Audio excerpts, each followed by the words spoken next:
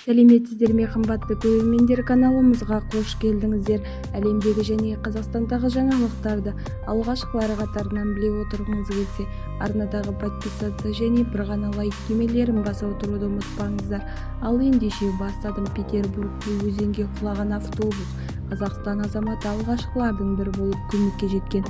Санкт-Петербургте өзенге құлаған автобустың ішінде жолаушыларға көмектесу үшін алғашқы болып көмекке жеткендердің бірі Ерхан Аханов есімді Қазақстан азаматы болып шықты.